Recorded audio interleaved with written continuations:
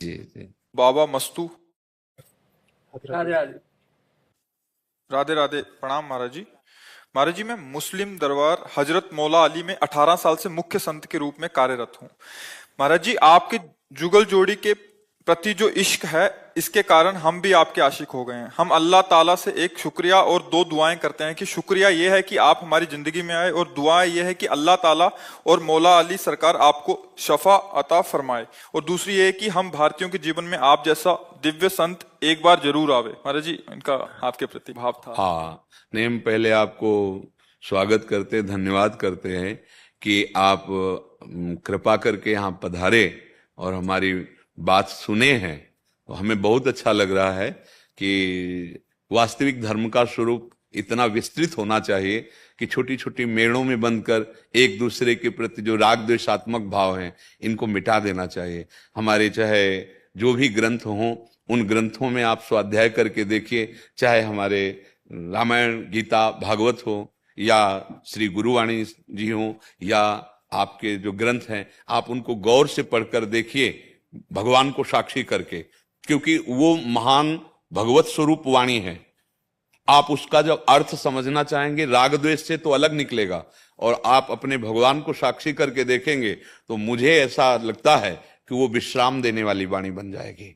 हाँ, विश्राम देने, हमारा जो उपासना का स्वरूप है वो यही है हम सब की, कि सब घट घट में उसी को देखो।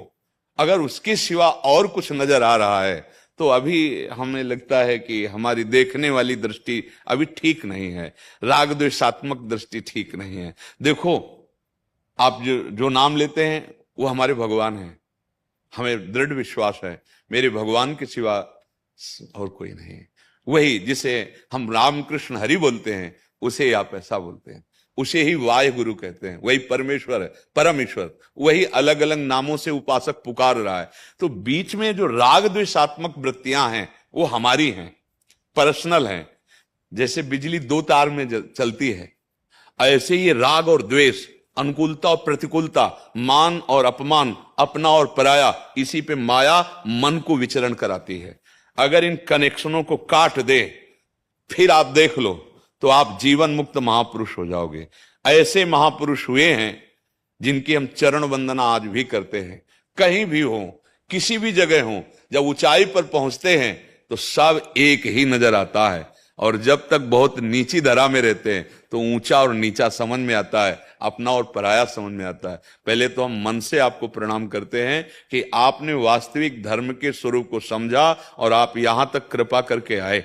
हाँ, आपका धन्यवाद है। और आप जैसे विस्तार हृदय वाले, विशाल हृदय वाले यदि आशीष देंगे तो इस जीवन में सामर्थ्य बनी रहेगी कि जो गुरु प्रताप से मिला है वो वाणी सबको सुनने को मिलेगी। ये तो मरा हुआ शरीर है, किडनी फेल है, लेकिन आप सब संतों की और आप सबकी भागवतिक शक्ति कि ये जीवित रहे और बोलते रहे, इसीलिए जीवित हैं, बोल रहे हैं। आपका सबका आशीर्वाद मुझे बहुत अच्छा लगा। मुझे इसलिए बहुत अच्छा लगा कि ये जो छोटी छोटी बेड़े बना करके हम राग द्वेषात्मक वृत्तियां धारण करते हैं, ये कभी धर्म नहीं हो सकता। धर्म का बहुत विशाल हृदय होता है। आप देखो, हमारे गुरु ग्रंथ साहब में सब संतों की वाणी है। क्या दिखाया है गुरु ग्रंथ साहब, क्या दर्शा रहे हैं कि हमारा जो स्वरूप है वो सब की वाणियों में विराजमान है। जो सब संतों की वाणियों में विराजमान है वही मैं हूं, दूसरा कोई नहीं हूं।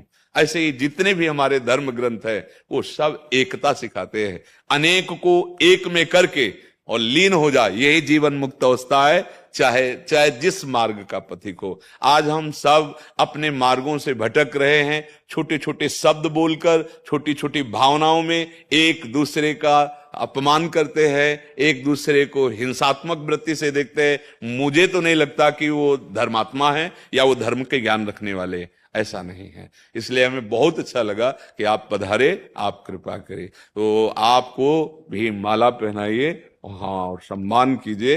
हम प्रणाम करते हैं आपको कि आप में इतनी हिम्मत आई कि आप कृपा करके यहाँ तक पधारे।